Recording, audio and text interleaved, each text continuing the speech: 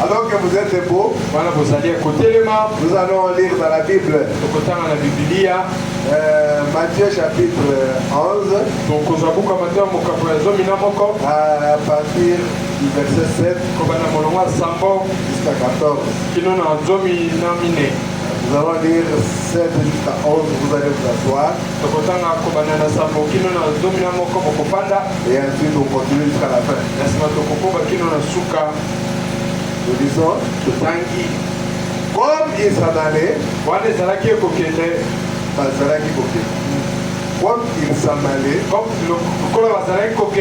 Jésus s'est mis à dire à la foule au sujet des gens qu'il faut aller voir au désert un réseau agité par le vent, mais que vous allez voir un homme vêtu d'habits précieux. Voici ceux qui portent des habits précieux sont dans les maisons du roi.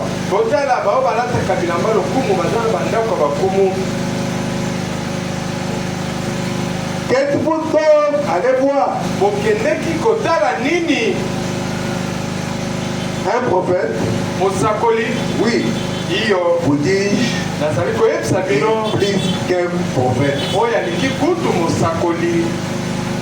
Car c'est celui dont il est écrit. Voici, j'envoie mon messager devant ta face pour préparer ton chemin devant toi. Je vous l'ai dit en vérité, parmi ceux qui sont nés de femmes, il n'en a point parlé de plus grand que Jean-Baptiste. Cependant, le plus petit dans les royaumes des cieux est plus grand que lui.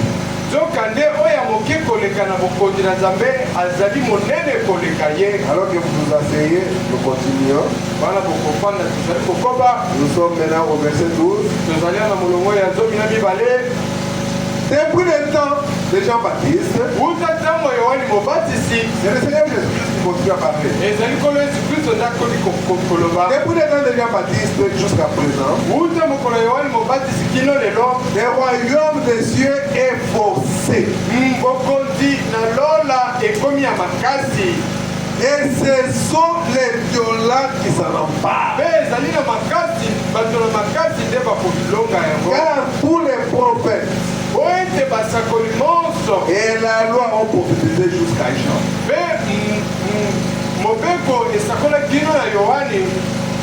Et si vous voulez le comprendre, c'est lui qui est l'Élie qui devait.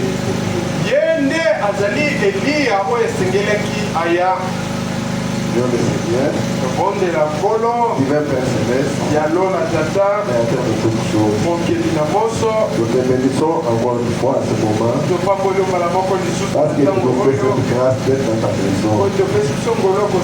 Comme David disait qu'il était dans la joie, il faut seulement qu'on le dise alors dans la maison de Dieu. Et nous sommes déjà dans ta maison, Père. Et toi, tu as dit là où deux ou trois sont dans ta place. Toi, tu es au milieu d'eux. Sois ainsi avec nous, Père. Bénis ces écrits que nous avons vus. Bénis ton peuple qui est venu pour entendre cela. Et soutiens-nous tous dans l'amour. Nous, pour la gloire de ton Seigneur, Père, nous t'avons prié avec foi au nom de Seigneur Jésus-Christ. Amen. Amen, amen. Que le Seigneur vous bénisse encore une fois. Augmentez un peu le volume du... Sinon, ça va demander à ce qu'on prie davantage. Nous venons de lire quelque chose. Comme nous sommes dans notre thème sur les 7 niveaux des prophètes.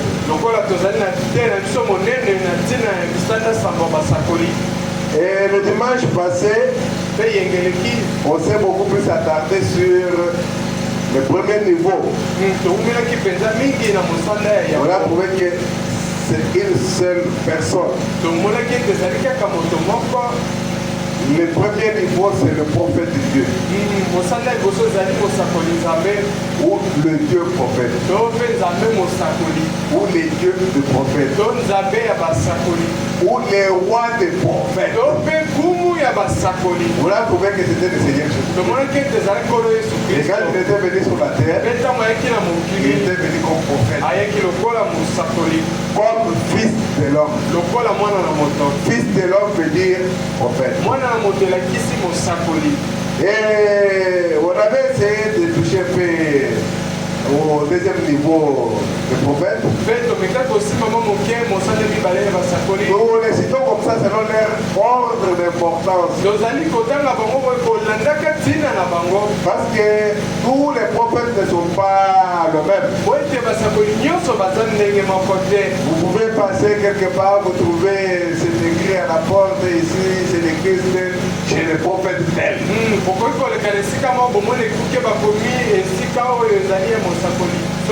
Et vous pensez peut-être que c'est le prophète comme le prophète Branham. Non, c'est pas la même chose. Ou bien vous pensez que quand il est prophète, c'est qu'il est comme Moïse. Il voit aussi des visions, des songes. Non, ça c'est pas un problème. Les dons et les appels sont sans arrebatants. Mais cela ne veut pas dire qu'il est comme Moïse. Et d'ailleurs, Dieu avait recommandé Aaron et Myriam. Il est là ici, il y a un prophète parmi moi. C'est pas des visions que moi je vais me faire voir chez lui. Mais ce n'est pas le cas avec mon serviteur Moïse. Les niveaux diffèrent. Alors maintenant nous avions vu qu'il y avait des prophètes de ou bien les dieux prophètes. Ou bien le prophète par excellence. Alors, après ça, il y a un deuxième niveau. Ce sont les prophètes de l'Alliance. Bon, on va essayer de revenir sur ça. Pour que les plus jeunes aussi puissent comprendre.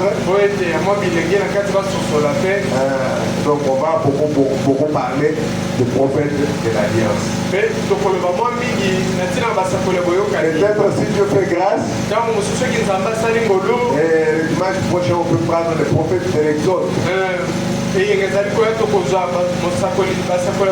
n'est pas tous les prophètes qui sont les prophètes de l'Exode. Il y a eu le premier Exode, le deuxième Exode, le troisième Exode. C'est qu'il n'y aura que trois prophètes pour l'Exode.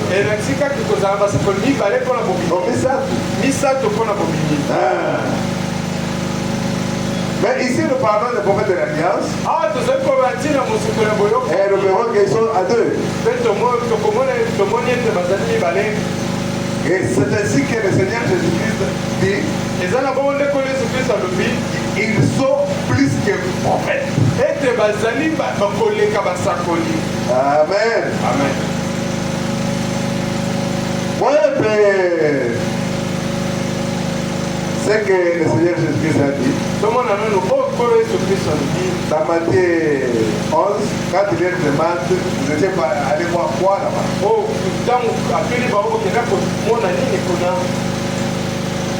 Un prophète vous dit plus qu'un prophète. Et au verset 14 il dit, et si vous voulez les comprendre, c'est lui qui est l'Élie qui doit venir. Les gens vont se demander, il y a beaucoup, est-ce qu'on doit nous prêcher Élie vraiment? Non, ici le Seigneur Jésus-Christ, sa prédication c'était sur Élie. Mais ne trouvez pas ça quelque chose de peu minimisable? Non, C'est très grand. Et ça, mon aîné pour les capédas. Et vous verrez que tout le monde Beaucoup de gens voulait en savoir plus. et Et un mystère est resté planté là-dessus. Jusqu'à ce qu'au temps de la fin, la lumière est apparue. Le Seigneur Jésus dit, c'est lui qui est l'Élie qui devait venir. Ok. Le Seigneur Jésus ne peut pas nous mentir. D'ailleurs, c'est lui l'auteur de la parole. Et quand tu parles, il sait de quoi il parle. Parce que c'est lui le Dieu, le prophète. C'est lui le prophète des prophètes. Il nous dit que voici, c'est lui qui est Élie qui doit venir. Et si par exemple je viens, je vous dis, est-ce que vous connaissez le frère Christian? Il est vice-premier ministre chargé de carburant. Et vous allez vous dire, on avait cité les noms de gens qui n'ont pas fait Christian. Et je dis que c'est lui le conseiller principal du président. Les autres peuvent dire, peut-être que le docteur a des formations. Non, c'est pas vrai. Mais pour couper la chose, pourquoi? Quand le frère Christian va venir, on va lui demander. Une ministre chargée de carburant. Si il me dit, on va dire quoi? Oh non, c'est que le docteur avait dit c'est vrai. Oui. Mais voilà un peu ici qu'est-ce qui s'est passé. Le Seigneur Jésus-Christ nous dit que nous voilà Jean et Élie. Mais maintenant, voilà ce qui se passe avec Jean lui-même.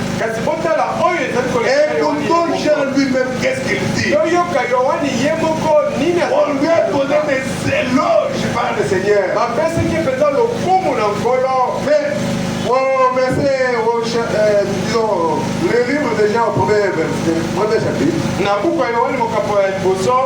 verset 19,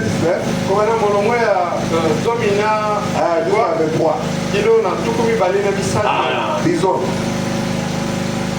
Nous allons calmement pour que ça puisse bien entrer comme il est côté d'image.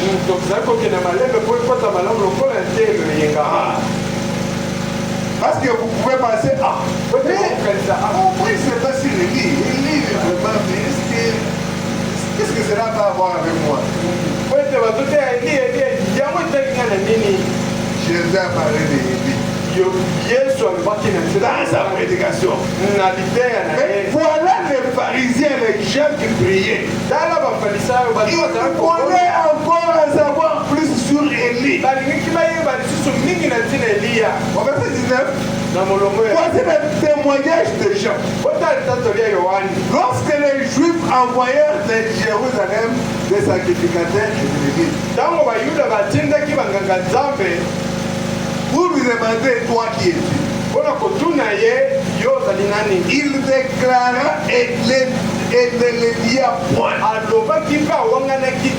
Il déclara qu'il n'était pas le Christ. Là, nous sommes d'accord. Parce qu'il pensait que c'était le Christ. Et c'est le même esprit qui revient au temps de la fin. Parce qu'il s'agit de deux prophètes de l'Alliance qui viennent avant la venue du Seigneur. Et les gens le prennent pour le Seigneur. Amen. Amen. Il déclara qu'il n'était pas le Christ. Et il lui demandait, quoi donc? Et puis Élie, ozali Elia. ouais, mais c'est quelque chose de très important. Omoni ete eloko moko ya ntina makasi. Et puis Élie, Ozali Elia il dit, alobi je ne le suis point. naza ye te. Ah, il a montré le Seigneur. Wana atelemi likolo.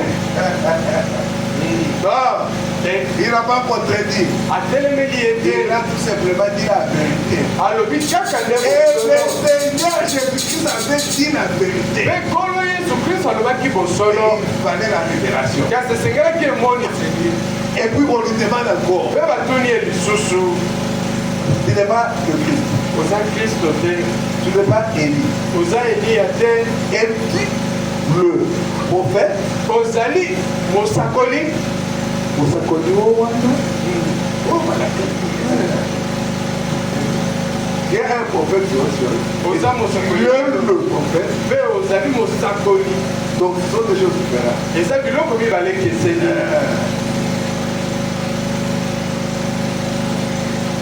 Je ne suis point. naza ye Et dit te. le prophète, il ozali répondit mosakoli non. wana te. Et lui dit, mpe bayebisaki qui es-tu?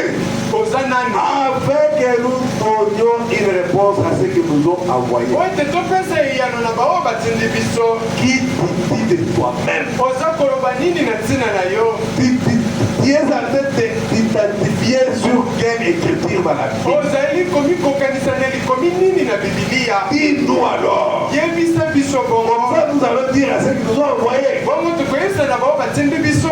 Moi, dit-il, ngai alobi je suis la voix de celui qui crie dans le désert. azali mongongo oyo azali koganga na biliki. Aplanissez le chemin du Seigneur. bolalisa nzela na nkolo. Comme a dit Esaïe le prophète. lolenge eloba mosakoli esaya. En d'autres termes, il leur a dit, na lolenge mosusu ayebisi je bango. suis Esaïe 40 accompli. nazali esaya tuku minei ekokisami. Alors, Esaïe 40 qui était dans les papiers, dans les rouleaux, na bongo esaya tuku minei ezalaki na lokasa. on pouvait le voir dans la forêt en train de manger des sauterelles, boire le miel, manger des racines, tokoki komona ye kuna na zamba kolia matiti. en train de Abaki, prêcher, kokeyaka kokangaka. Esaïe 40, esaya tuku minei c'est cher. elati nzoto. Amen. Bon, maintenant, est-ce que cette histoire va rester comme ça? na bongo likambo kotikala bongo. Jésus qui dit que c'est lui qui est Élie. yesu azali koloba ete azali eliya. Lui-même, j'ai dit, je ne le suis pas. ye moko yohane alobi naza ye Alors, le te. problème est à quel niveau? kasi likambo eza na mosanda nini. Vous avez dit que le problème d'Élie, c'est un petit problème. okoloba ete likambo Non, non, ce n'est pas un petit problème. te eza likambo ya moke te. Prenons Marc chapitre 9, à partir du verset 11. Marc chapitre 9, verset 11 jusqu'à 13. Maintenant, ce sont les disciples awa ezali bayekoli. qui posent maintenant la question. basa batuni nde motuna. Les disciples lui firent cette question. bayekoli batunaki ye motuna oyo. Pourquoi les scribes disent-ils qu'il faut qu'Élie vienne premièrement? wana nini bakomi bazali koloba ete eliya esengeli aya nano. Si toi tu es déjà le Messie, soki oyo ozali mesiya. avant que le Messie vienne, kasi yambo mesiya ya. Élie doit venir premièrement. eliya esengeli aya nano. C'est ce que les scribes disent. eza oyo bakomi balobi. Amen.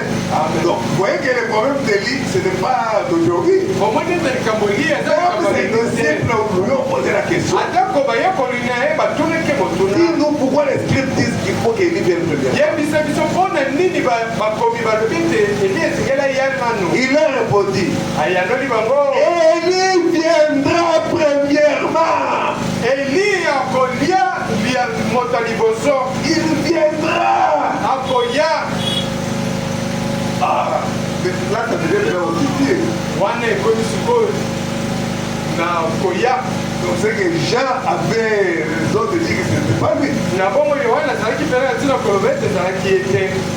Écoutez, toyoka. Élie viendra premièrement eliya akosila koya. et rétablira toutes choses.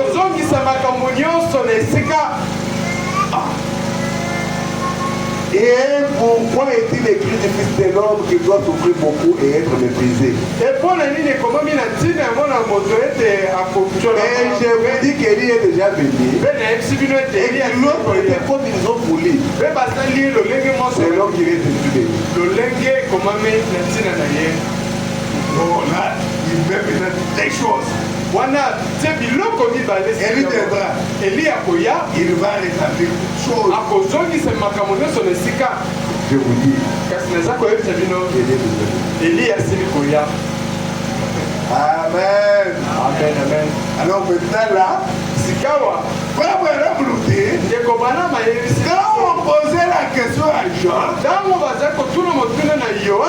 Jean comme prophète, savait qu'il demandait les Élie qui devaient venir. C'est ainsi qu'il a dit que je ne les suis pas.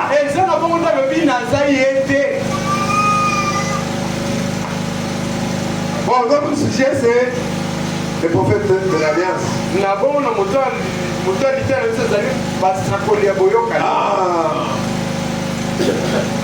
Les prophètes de l'Alliance.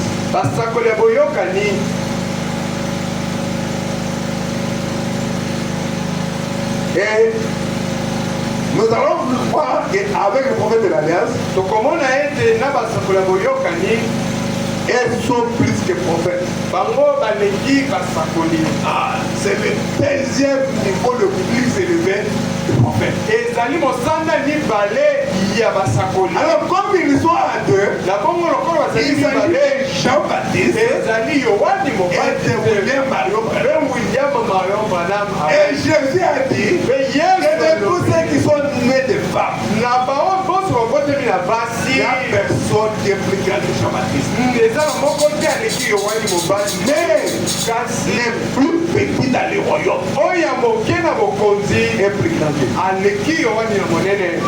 Alléluia. Amen. Il parlait du deuxième messager de l'Alliance. Bon, voilà que dans la force parfaite, par la faiblesse parfaite.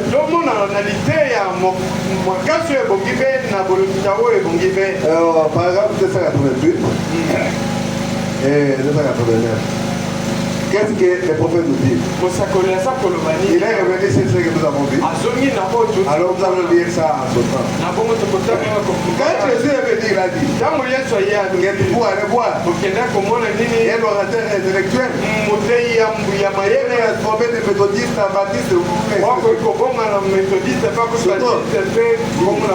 vous allez voir un roseau agité par le vent. Quand on dit comme ça, lui parle comme ça.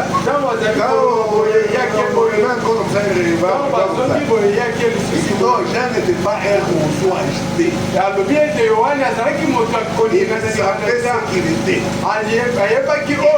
Il était sur la parole. Il ne regardait pas que donc ici c'est les rois.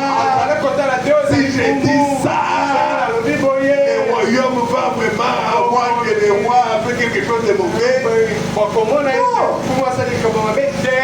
Quand il est arrivé, quand il a vu les rois Hérode, la prédication a commencé sur les rois Hérode lui-même. Il ne peut pas prendre la femme de ton frère. Il doit la remettre. Alléluia. Amen. Il n'a pas eu peur de la prison. On l'avait arrêté. On l'avait décapité pour ça. C'est ainsi que le Seigneur Jésus dit qu'il n'était pas un roseau agité par le vent. Tout va de doctrine.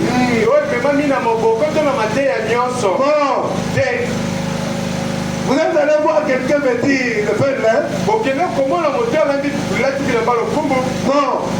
Il dit que tu vas aller voir un prophète. Il dit plus qu'un prophète. Jean était plus qu'un prophète. Écoutez, il fait comme étant le plus simple de tous. Mais il était plus qu'un prophète.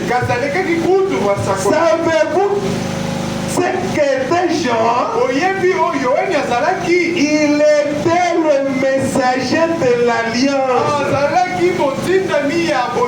Certainement, il était plus qu'un prophète.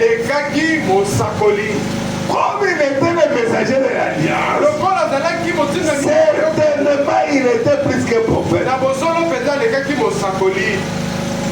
Un prophète était voyant. Il voit les choses. Jean l'était aussi. Mais il était plus que ça. Il était le messager de l'alliance. C'est de lui qu'il était dit, j'envoie mon messager devant ta face. C'est ce qu'il était. Amen. Amen. Et il connaissait son travail. Quand il était venu sur la terre, il savait que c'était pour présenter le Messie.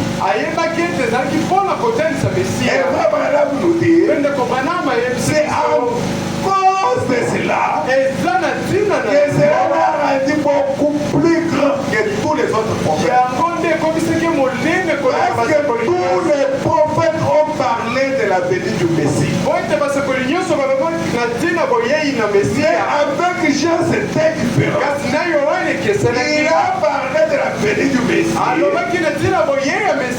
Il l'a même présenté. C'est que les autres cherchaient pour voir. Et Jean était plus grand que lui.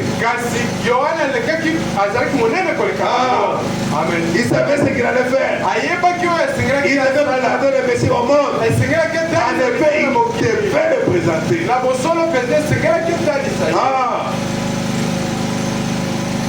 Merci Seigneur.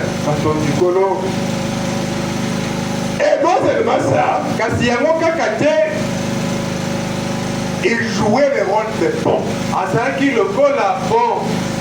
Donc, pas bois. Donc, pour une pont, c'est pas bois. Le pont. C'est quoi? Ah, vraiment. C'est pas qu'un pont, hein. C'est quand même un pont matin. Alors, il jouait le rôle de pont.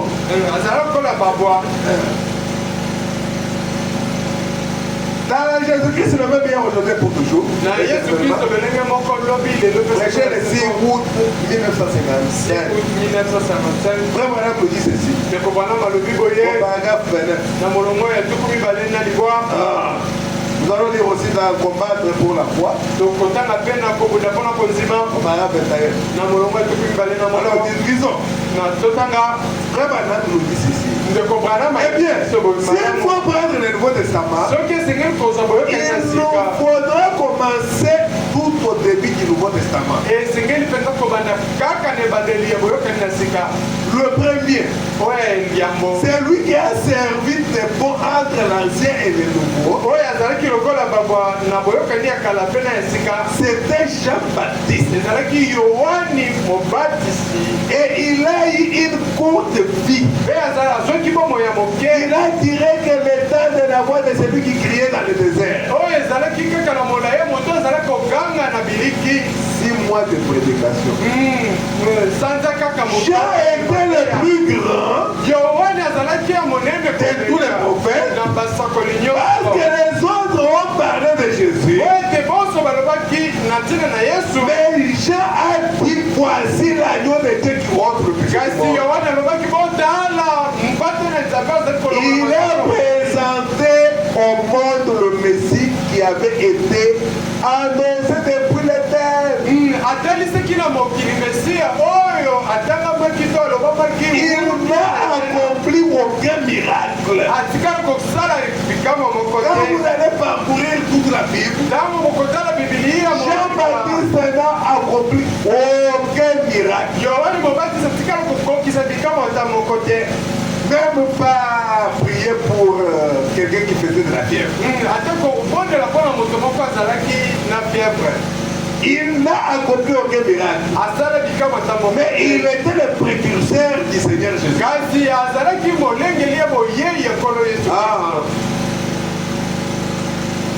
Combattre la Sama, il dit, Il faudra retourner au début du Nouveau Testament. Jean était entre la loi et la grâce. La loi, c'est ce que Moïse avait amené. Et la grâce, c'est ce que Jésus a amené. Et Jean se tenait au milieu pour faire sortir les gens du judaïsme. Prendre le cœur de père et ramener au cœur des enfants à la nouvelle doctrine chrétienne. Leur présenter le Messie. Là, c'était Jean. Il était un prophète, un précurseur de Jésus-Christ. Il faisait le pont entre la dispensation de la loi et la dispensation de la grâce.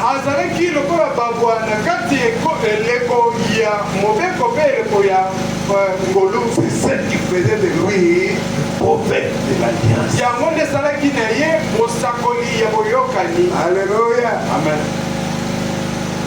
Il était le plus grand des prophètes.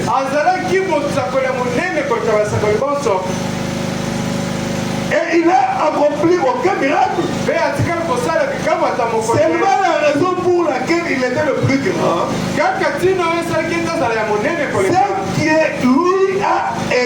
Ce qui lui a été donné le privilège de présenter celui dont les autres prophètes apparaissent.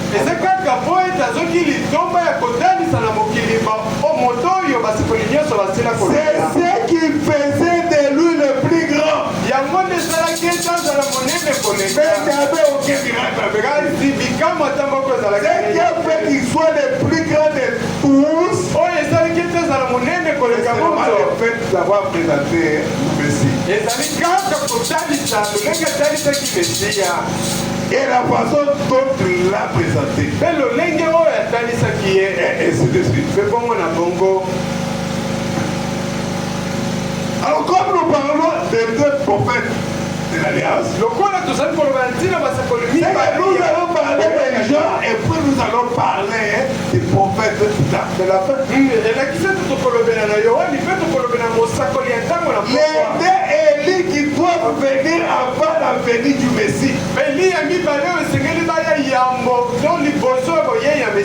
L'un était promis dans Malachie 3.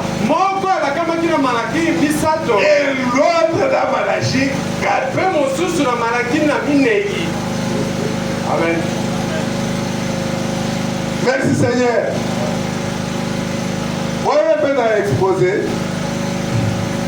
Nous n'allons pas traîner. Nous avons aussi commencé vraiment avec un grand retard. À cause des embouteillages. Je ne sais pas si on va encore les trouver là-bas où on commence. On a vraiment exposé page électronique, page 306. Deuxième tirée. Écoutez un peu ce que le frère Branham dit, parce que nous parlons des prophètes de l'Alliance. Il dit pour rendre encore plus clair notre présentation du prophète de ces derniers jours, remarquons en particulier que le prophète de Matthieu 11-12 était Jean-Baptiste.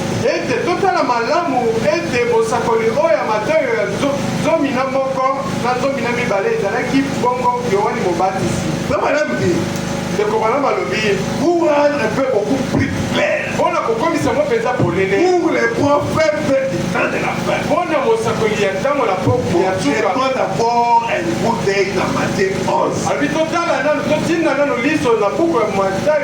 Il dit que là c'était Jean-Baptiste, les mêmes qui étaient prédits dans Malachie 3. C'est le frère Madame qui nous explique. Alors là, vous commencé à lire le Malachie 3. Voici, j'enverrai mon messager. Il préparera le chemin devant moi. Et soudain entrera dans son temple. Le Seigneur que vous cherchez. Et le messager de l'alliance que vous désirez. Voici, il vient. Dit l'Éternel déjà. Il faut madame dire, c'est de Jean-Baptiste qui était le messager de l'alliance. Il devait venir avant la bénédiction. Ensuite, il prend Matthieu 12, mais Matthieu 11. Parce qu'il a cité tous les deux versets. J'ai entendu parler dans sa prison des œuvres du Christ. Lui fit dire par ses disciples. Il a envoyé dans ses disciples par là Jésus. Et celui qui doit venir où devons-nous à l'entendre non. Jésus leur répondit.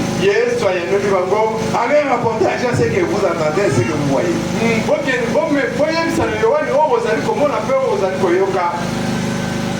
Esaïe 35 est à vous.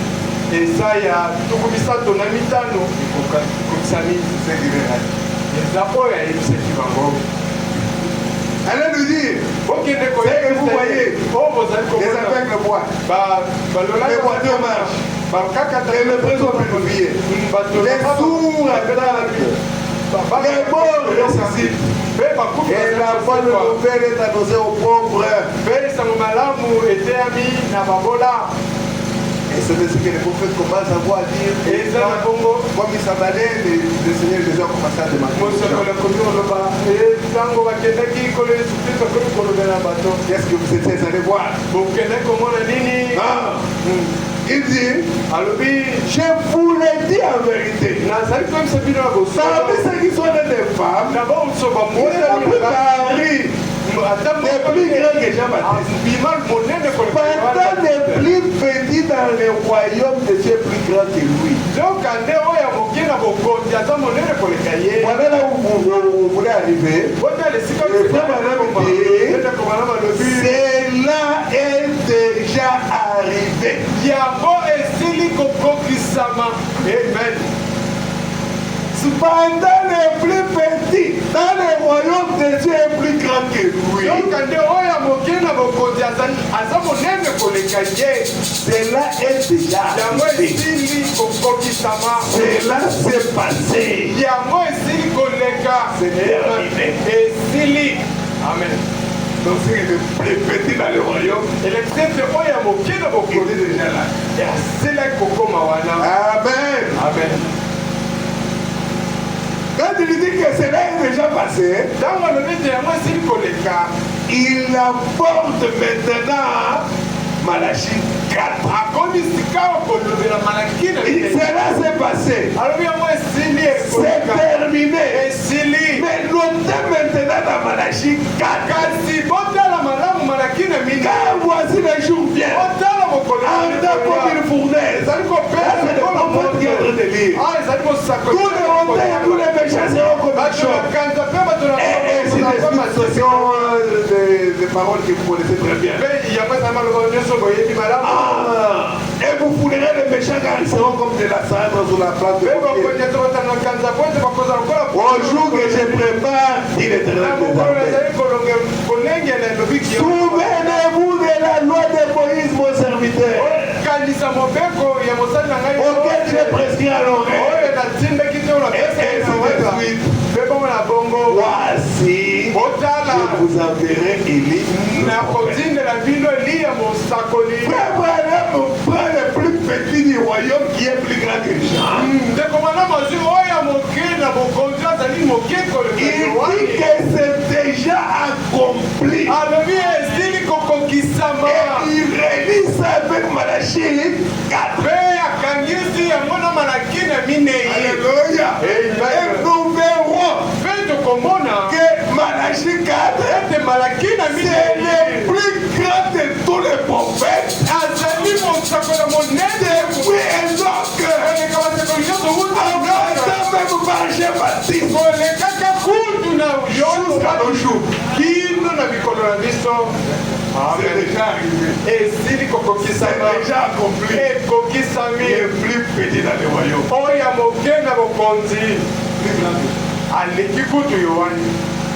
Amen.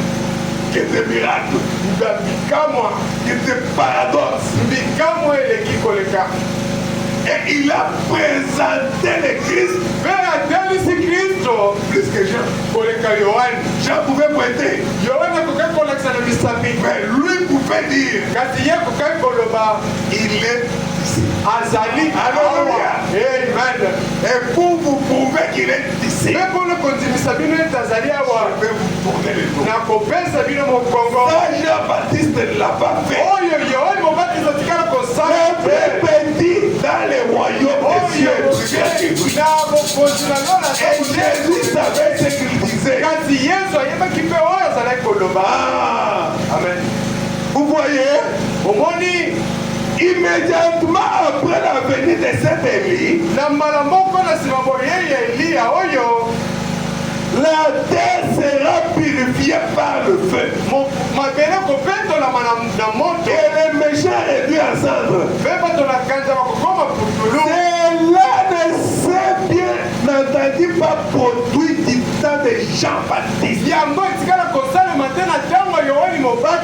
Donc le Malachie 4 dont on avait parlé, il ne s'agissait pas de Jean-Baptiste.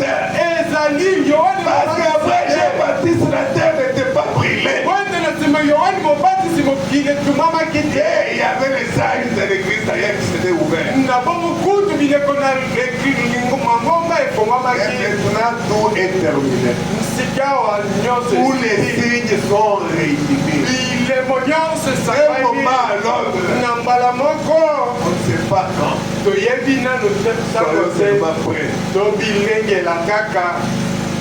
Cela ne s'est jamais produit.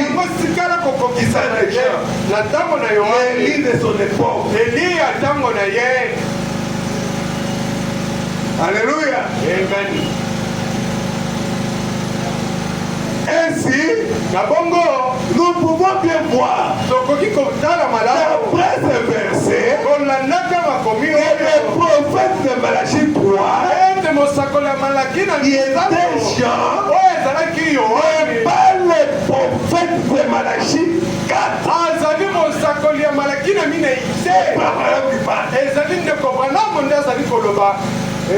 Même s'il est vrai que Jean et ses prophètes du dernier jour sont tous revêtus du même esprit qui était sur Élie.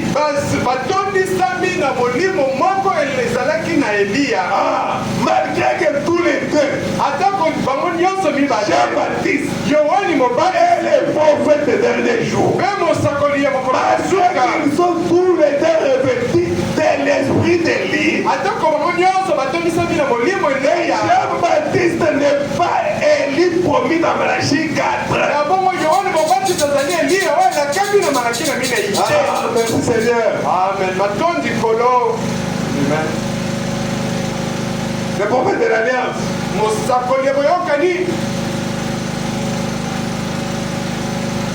Nous allons sauter pour aller un peu vite.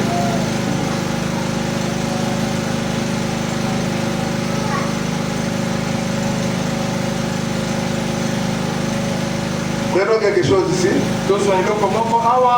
Parce que nous voulons tout simplement parler d'abord de ce prophète. Le prophète de l'Alliance.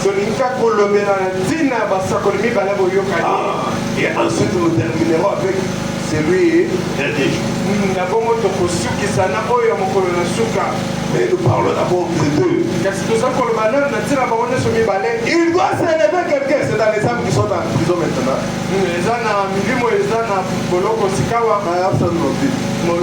Il doit s'élever quelqu'un. Cela doit arriver.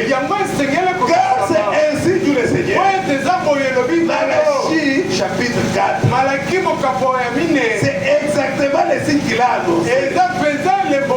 Juste avant la venue du grand et redoutable jour de l'Éternel, je vous enverrai Et que fera-t-il? Il ramènera le cœur des enfants à la doctrine de père.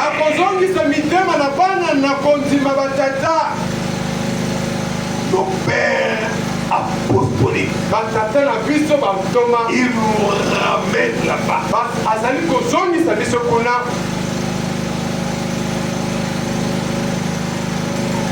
Il va les enlever des différentes dénominations et les ramener à la Bible. Remarquez quel temps glorieux nous vivons. Brèche, paragraphe 41. Et lorsque les sons seront brisés et que le mystère sera révélé, c'est alors que l'ange descendra. Le messager,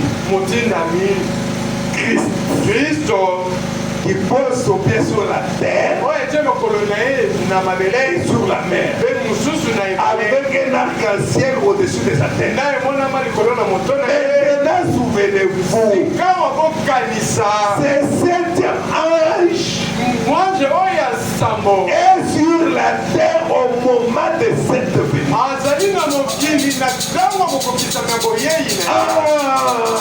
Donc, comme Jean a porté son message, au même moment que le Messie est venu, alléluia, amen. Je savais qu'il le verrait. Parce que c'est lui qui allait le présenter. Et nous comprenons bien dans les Écritures, dans Malachie 4, il doit venir quelqu'un semblable à Jean. Il le verra quand il viendra. Alléluia. Et nous comprenons d'après les Écritures, dans Malachie 4, il doit venir quelqu'un semblable à Jean, et à qui la parole de Dieu peut venir. Alléluia. Amen. Le parallélisme entre les deux prophètes de l'Alliance.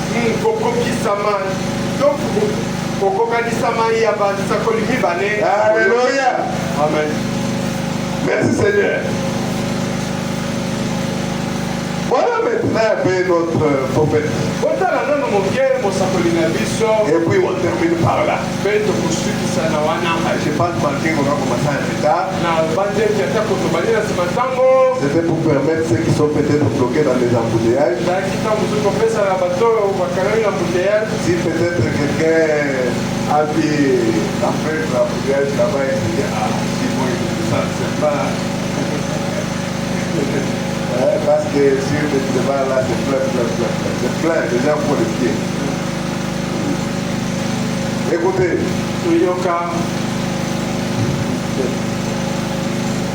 alléluia. Prenons le témoignage de William Branham. C'est une prédication. Témoignage de William Branham. C'est prêché le 10 février 1960. Et puis nous allons prendre aussi témoignage.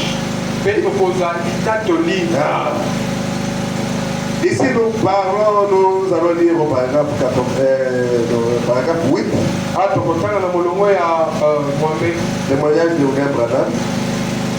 Et puis dans le témoignage, nous allons lire la partie B du paragraphe 63. Disons d'abord, ici nous lisons les prophètes. Nous ne répétons que les prophètes. Ah, si vous voulez que nous puissions raconter des histoires, on va commencer à raconter et je vous raconte des histoires. Ceux qui veulent solo na solo comme en parcourant les réseaux sociaux. Bon, j'ai vu des jeunes gens qui sont pasteurs. J'ai dit des jeunes gens, c'est par rapport à mon âge. Quand je fais voir mes ménages, je ne sais pas l'âge que j'ai dans le message. Parce que moi, je suis dans le cadre dans le message.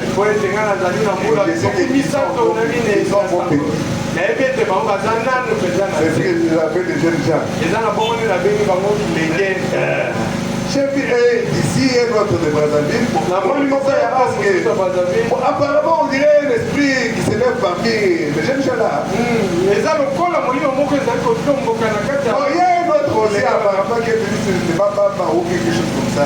Je ne comprends pas. Vous mangez, vous allez devenir ce problème. Vous allez devenir Jésus. C'est quoi ça? Mais par exemple, je pense comme ça, je vois le pasteur Bibidi là. Bon, lui, je l'ai cité parce que c'est mon ancien. Ah oui, oui. Donc, c'est le premier Gamaliel, au pied de quelqu'un qui est assis pour...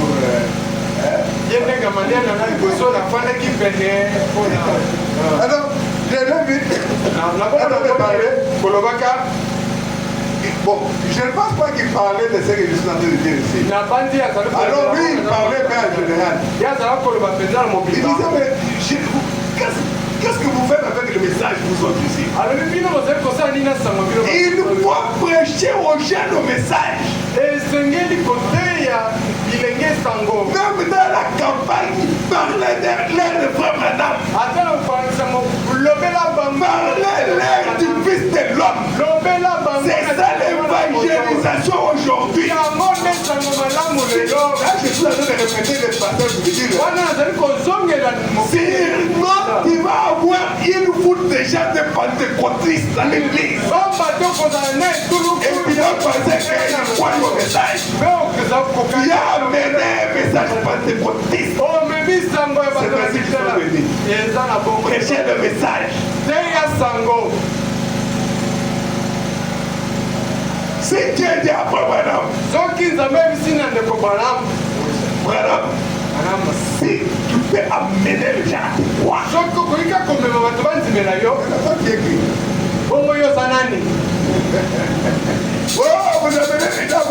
à croire,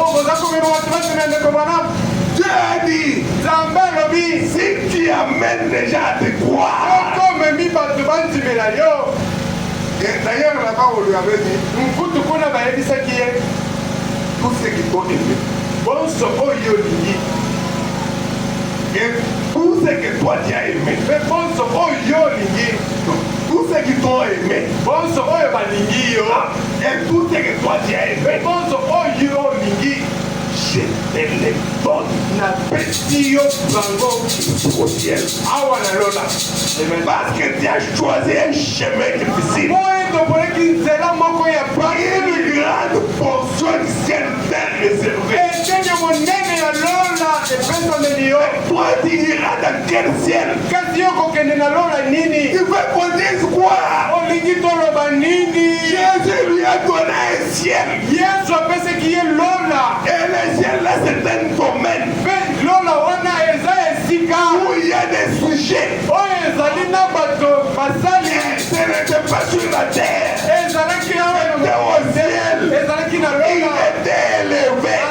Il a dit pourquoi vous m'avez mis ici au-dessus? Parce que sur la terre j'étais un chef. Toi tu veux qu'on prêche quoi? Alléluia. Mais il s'agit de Jésus qui a amené. D'ailleurs, nous allons lire ça ici. Amen, amen, amen, amen, amen. Où le frère madame dit que ce prophète messager n'aura pas besoin de parler de lui-même. C'est Dieu qui rendra témoignage de lui.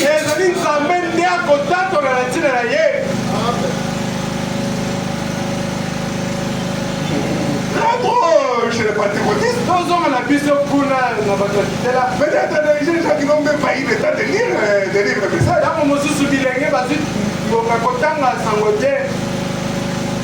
Ce n'est pas possible. Vous voulez plaire à qui? Au monde dénominationnel? Et vous donne des cadeaux. Les dénominationnels vous donnent des cadeaux. Et quand ils veulent parler de Frère Branham, vous savez comment ils les voient. Et toi tu dis, oh non, tu parles trop de Frère Branham, les gens vont fuir. Mais tu parles de Jésus, on parlait de qui? On parlait de Moïse. Moïse a dit.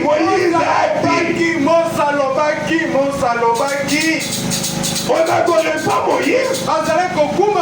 Nous n'adorons pas Frère Branham. Mais nous les mettons à sa place. Là où tu l'as placé. On n'essaye pas de les déplacer. Sinon tu seras calciné. Écoutez, paragraphe 8. Environ 2 semaines plus tard, il était proche. Il avait 3 ans quand il a vu cette vision. J'ai joué au mobile avec mon frère. Et quelque chose est venu sur moi. Et j'ai regardé vers la rivière. Et j'ai vu un grand pont enjamber la rivière. Et j'ai vu 16 hommes en tomber et mourir. Tomber et mourir. Non, c'est qui construisait là. Il y a 16 morts.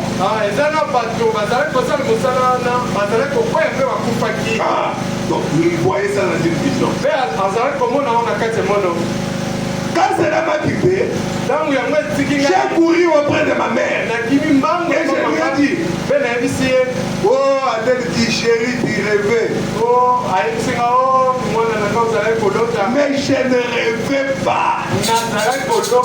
Mais elle en a pris bonne note. Et 22 ans plus tard, les bancs municipaux ont enjambé la rivière au même endroit. Et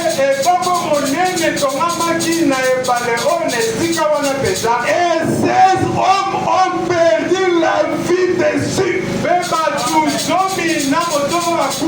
Quelque chose qu'il avait dit quand il avait 3 ans. Il raconte à sa mère.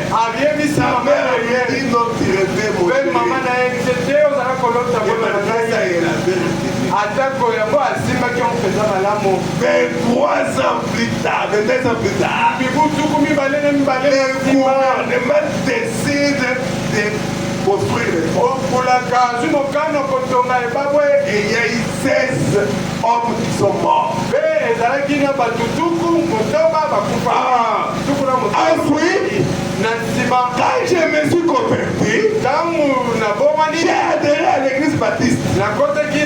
J'ai directement commencé à prêcher l'évangile. Le Seigneur a beaucoup béni. Et j'ai tenu mon premier réveil. Un réveil de 2 semaines.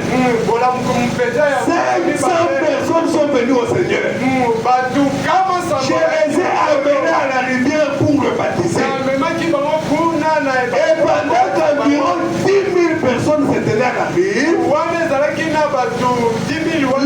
temps était très sec. Il n'avait pas plu depuis 2 ou 3 semaines.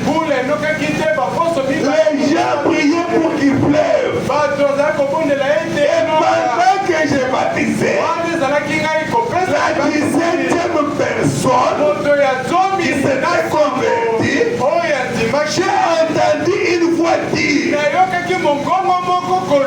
lève les yeux. Cela m'a effrayé. Je n'étais qu'un jeune garçon. La fille que j'ai épousée plus tard prenait des photos sur la rive. J'ai encore entendu cela dire. Lève les yeux. Et j'ai eu peur de lever les yeux. Tout le monde sur la rive se demandait pourquoi j'hésitais. Parce qu'ils ont dit que j'étais en train d'hésiter de faire quelque chose. Et ne savaient pas de quoi aussi c'est. Beaucoup de gens sur la rivière, des reporters des journaux, et la voix encore dit, lève les yeux.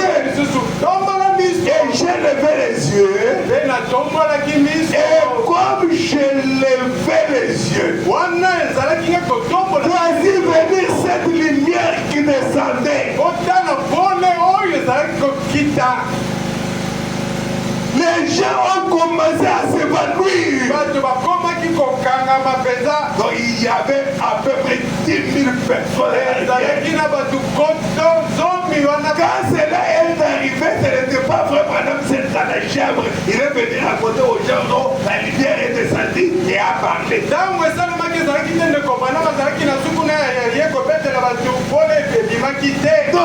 C'était en présence des gens, en présence des reporters. Les gens ont commencé à s'évanouir, à tomber. Et une voix a retenti, et prenant tous les alentours.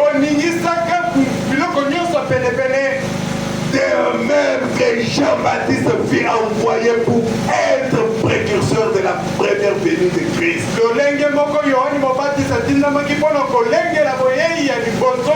Le message qui t'a été confié sera le précurseur de la seconde venue de Christ.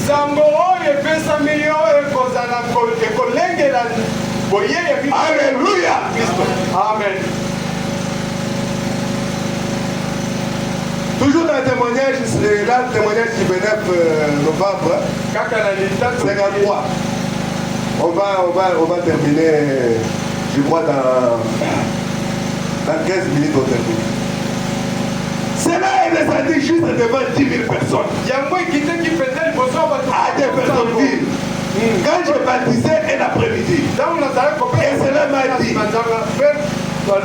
cela m'a dit, 11 ans avant que je ne sois envoyé sur cette mission, dans cette mission, que cela arriverait de cette manière. Et elle a dit que ce sera un message précurseur. Comme Jean-Baptiste fut le précurseur de Christ. De même, ce message sera précurseur juste avant la venue de Jésus-Christ.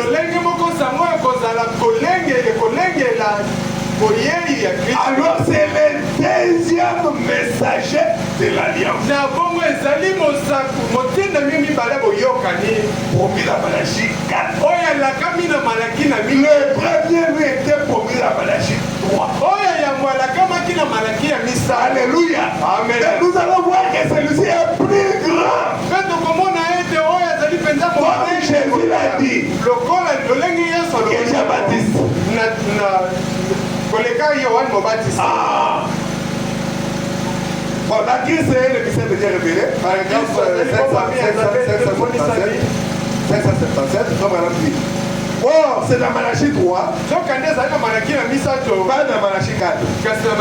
En effet, Élie qui devait venir dans Malachie 4. La terre devait être consumée par un feu ardent. Et les justes allaient marcher sur, donc devaient marcher dans les télévisions sur les centres de méchants. Donc, ce n'est pas de celui-là qu'il s'agit. Il ne s'agit pas de Malachie 3. Il ne s'agit pas de Jean-Baptiste. Amen. Alors on va terminer maintenant. Ne dites pas que oh non, nous devons faire Branham. Nous lisons les messages de Branham. Amen. Et quand vous allez lire dans Christ est la révélation du mystère de Dieu révélé, et Christ est la révélation du mystère de Dieu. Ou bien Christ est le mystère de Dieu révélé.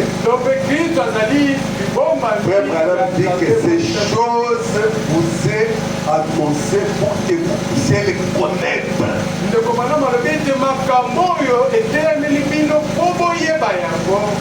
Mais sinon nous aurons seulement une église pentecôtiste en train de danser. Les gens qui dansent, qui vont paraître même la veste, qui met ça à la hanche. Ça c'est l'église pentecôtiste. Danser ce n'est pas mauvais. Après avoir écouté les prophètes. Et non pas après avoir écouté de Massapoué, de l'histoire émotionnelle. Jésus est vivant.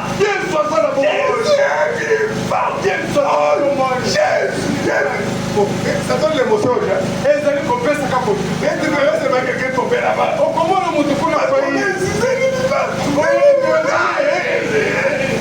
Ça c'est l'émotion. Amen. Alors nous terminons avec le dernier messager. Dans l'exposé de cet âge, nous allons lire page 327.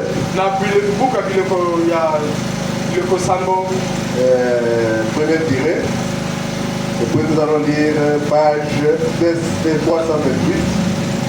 Deuxième et troisième tirée. Page électronique. Écoutez. Et puis on termine là. Frère dit. Oh! C'est messager de Malachie 4. Et d'Apocalypse 17. Ça fait deux choses. Premièrement, selon Malachie 4, il ramènera les cœurs des enfants au Père. Deuxièmement,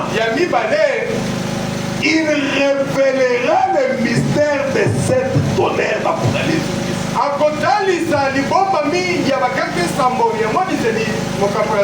Il va d'abord ramener le cœur des enfants au Père. Rétablir l'autel. C'est ça la spécialité d'Élie. Quand il est arrivé à Israël, il a des prophètes de Baal. Il a d'abord rétabli l'autel. Avec 12 pierres. Il représentait les 12 tribus d'Israël. Ensuite, il a des bagages qu'on coupe les taureaux et qu'on mette sur l'autel. Ensuite, il a dit verser de l'eau. Il dit verser encore de l'eau. Allez encore puiser de l'eau verser. Alléluia. C'est ainsi que notre père Jérémie disait. On a commencé à dire à Élie. C'est une fausse doctrine. Nous cherchons le feu, toi tu demandes qu'on mette de l'eau. C'est une fausse doctrine.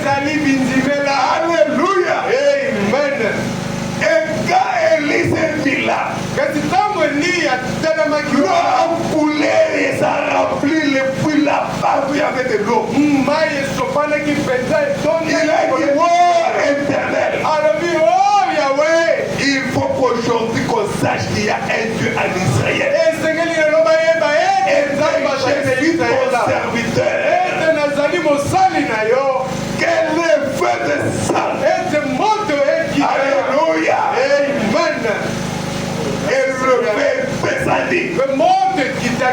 Ça brûlait l'Holocauste. Ça brûlait même les pierres. L'eau a séché. La voie était brûlée. Ce n'était pas une fausse doctrine. Amen, amen. Alléluia. Alléluia. Amen. Donc il va révéler le mystère de cette tonnerre. Il faut les révélations contenues dans les sceaux. Ces sceaux, ce seront ces vérités mystères. Divinement révélés. Vous prêchez quoi? On dit qu'on est les preuves, madame. Parce qu'on parle de mystère. Écoutons ce que le frère, madame. Il dit, ce seront ces vérités mystères. Divinement révélés. Qui ramèneront littéralement les cœurs des enfants au Père du jour de la Pentecôte. C'est-à-dire matériel d'autres. C'est-à-dire d'autres. Il dit que ce sont des mystères divinement révélés qui ramèneront littéralement les cœurs des enfants à la voix de Père. Oh, c'est le mal des mystères, c'est le mal des mystères. C'est ça qui ramène les cœurs des enfants au Père.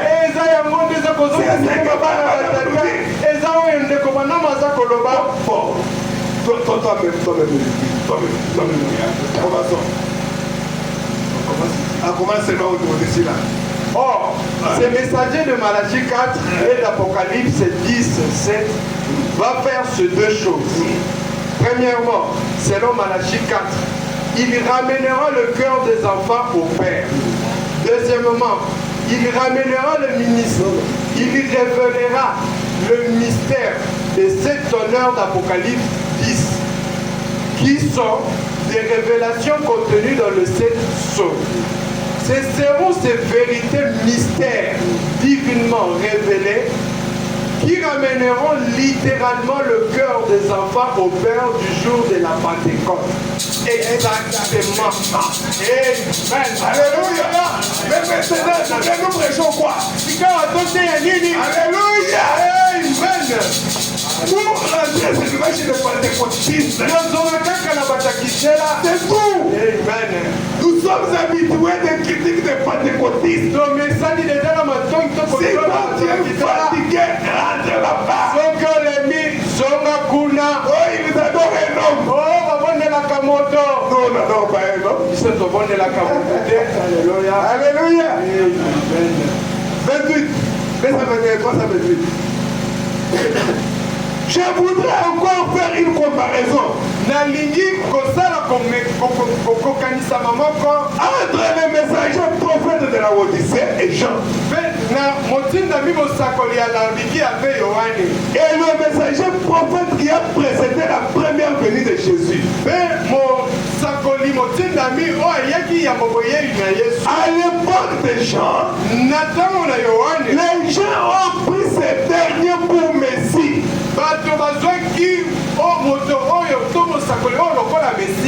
C'est ainsi qu'ils avaient envoyé les gens pour lui demander. Il a dit que je ne suis pas le Christ. Et il l'avait pris comme Messie. C'est ce que Madame est en train de dire. Oh, ces messagers prophètes du dernier jour aura une telle puissance devant le Seigneur. Il y en aura qui les prendront pour le Seigneur Jésus.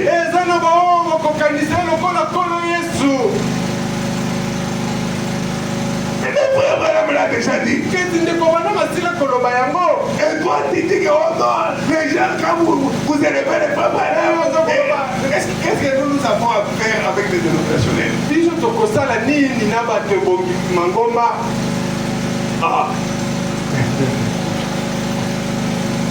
Alléluia. Il y a des moments qui ne prendront pour le Seigneur Jésus. Dans les derniers temps,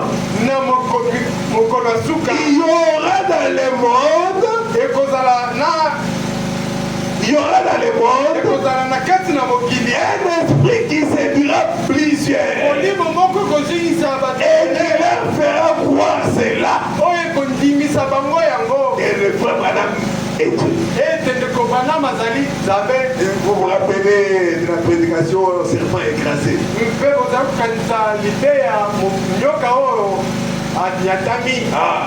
Au frère Branham dit que j'ai pris le calibre, j'ai tiré sur lui, c'était un serpent jaune noir. Et il a été blessé. Il s'est faufilé dans les herbes et puis il est entré dans les eaux. Et le frère Branham nous dit que les eaux, ce sont le peuple. Et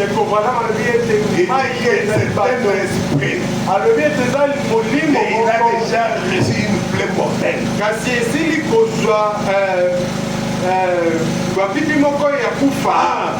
Mais ne vous y laissez pas prendre. Il n'est pas Jésus-Christ. Il n'est pas le Fils de Dieu. Il est un des frères. Un prophète. Un messager. Un serviteur de Dieu. Il n'a pas besoin de recevoir un plus grand honneur que Jean n'a reçu. Quand il disait que je ne suis pas le Christ, mais le Christ vient après moi.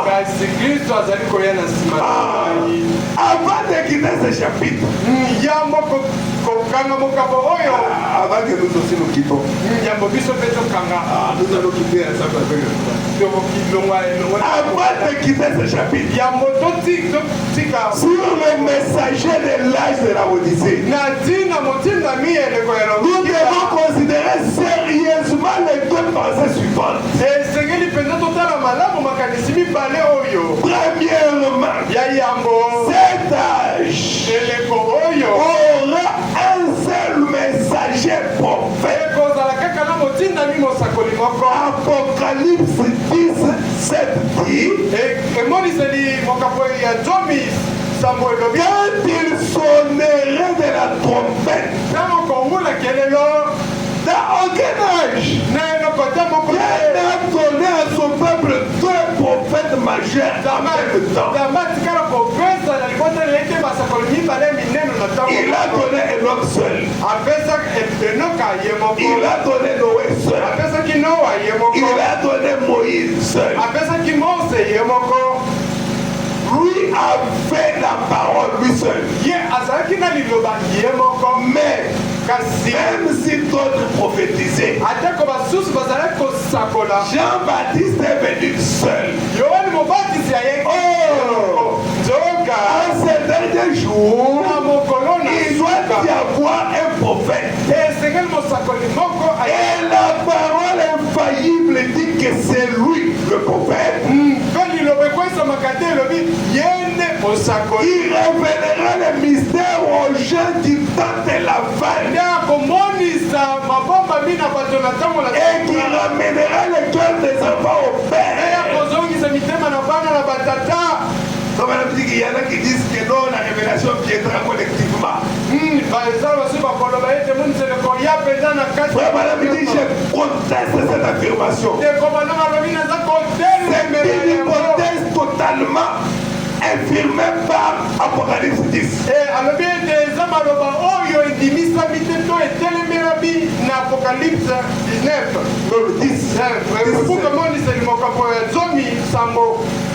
D'ailleurs, je ne nie pas que des gens prophétiseront dans ce dernier âge. On n'a pas révisé.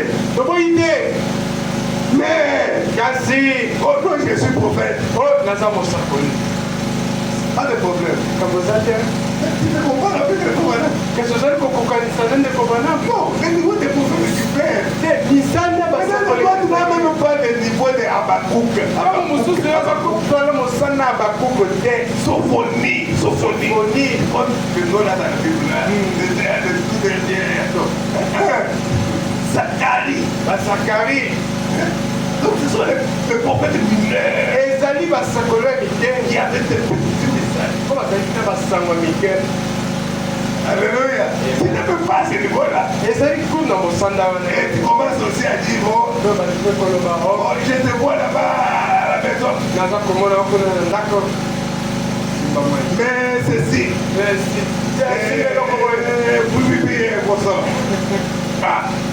C'est ça que le frère Joseph me disait. Joseph Azala Kouloba. Comment si j'ai pris les mêmes numéros pour appeler. C'est là où j'ai fait ce que j'ai fait et ce que j'ai besoin. Quand j'appelle ces numéros-là, c'est devenu. Donc ça ne passe pas. À 8 ans, on a combien de réseaux les quartiers. Et après, tu vas faire des numéros. Quand tu vas au besoin de révéler leur vie. Mais mon savon, là, ça lui contacte, ça comme il a vraiment. Alléluia. Amen. Écoutez, d'ailleurs, je dis, et je ne dis pas que ces gens prophétiseront dans ce dernier âge. Et que leur ministère peut être correct et ils le seront. Je ne dis pas qu'il y aura des prophètes comme au temps de Paul. Parce que Paul était un prophète messager. Ah, mais il y avait des prophètes à son époque.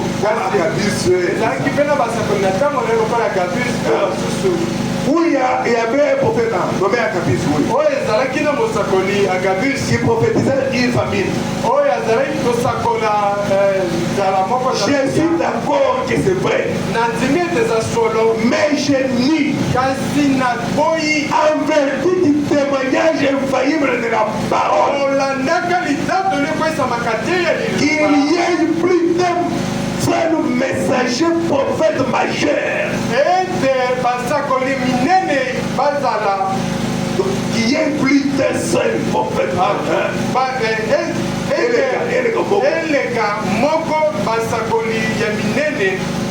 Qui révélera le mystère tel qu'ils sont contenus dans la parole. Et qui a le ministère de ramener le cœur des enfants au Père. Mais ainsi que le Seigneur par sa parole infaillible. Alléluia. Amen. Et moi, madame dit, comme on sait que quand plusieurs personnes embrassent une certaine doctrine, il y aura toujours des petites divergences. Ce n'est pas un problème. Pourvu que tous nous croyons que le prophète, c'est l'absolu.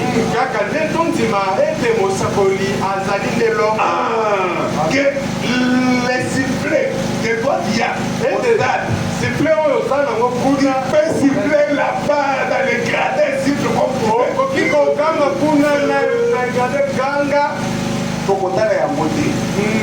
on va même pas faire cas de ça. Les sifflets qui comptent. Les sifflets absolus. C'est le sifflet de l'arbitre. C'est lui qui va mettre fin au match. Il peut ajouter 9 minutes. Et va être au sifflet. Les matchs est terminé. Les joueurs vont continuer à jouer. Même si tu es leur fanatique. Et du siffle. C'est au sifflement. Écoutez. Puisque c'est le dernier âge. J'ai dit que c'est le dernier. La dernière citation. Puisque ce dernier âge reviendra jusqu'à manifester les fruits de la pure parole.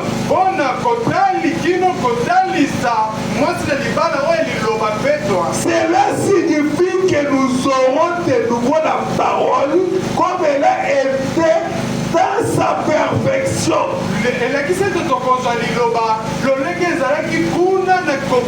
Et comprise parfaitement comme à l'époque de Paul. Je vais vous dire qu'il aura. Je vais vous dire qu'il aura. C'est vrai, madame qui dit, je vais vous dire qu'il aura. Ça sera un prophète. Et Dieu confirmera aussi totalement. Et même plus encore. Oh, vous élevez très bien. C'est Dieu qui a élevé. Plus encore. Amen, amen. Amen. Recommençons. Je vais vous dire qu'il aura. Ça sera un prophète. Que Dieu confirmera. Aussi totalement. Ou même plus encore. Que tous les autres prophètes. De notre jour. Parce que cet homme aura nécessairement le ministère prophétique de la pierre de fête. Et Dieu le manifestera. Ce n'est pas toi. Si tu ne veux pas, ne va le manifester. Il l'a même déjà manifesté. Et cette photo fait le tour du monde. Arrête ça là. Amen. Arrête ça. Oh, vous élevez trop. Et ce sont des pasteurs du message. Ce n'est pas possible. Bon, j'ai dit seulement pas ce sont des jeunes gens.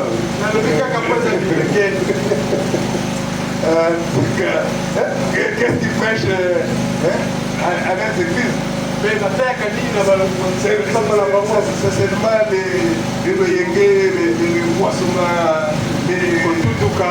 les choses comme ça là. Non, c'est pas ça.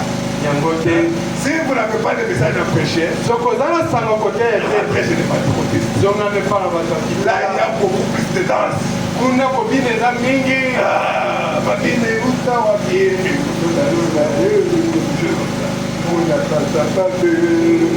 Mais comme il y a quelque chose de même, je ne sais pas si j'ai écouté ça. Oh, Satan est trop bien yo. Si les gens étaient sur le Quand nous avons dit, Satan est trop bien yo. Et le podium, mais. Ça, c'est pas vrai. Alléluia. Amen. Alors, aujourd'hui, nous avons essayé de voir les deux prophètes, donc messagers, mais qui sont les prophètes de l'Alliance. En dehors de ces deux prophètes, il n'y a pas un autre prophète de l'Alliance. Moïse n'était pas le prophète de l'Alliance. Moïse, nous le verrons dans les groupes des prophètes de l'Exode. Et vous verrez dans les prophètes de l'Exode que le Abraham est dedans. Jean-Baptiste n'est pas dans les prophètes de l'Exode. Alléluia. Le plus petit dans le royaume des cieux. Et le plus grand que Jean. Amen. Que le Seigneur vous bénisse. Que Dieu vous bénisse. Que Dieu vous bénisse. Que Dieu vous bénisse. Que Dieu vous bénisse.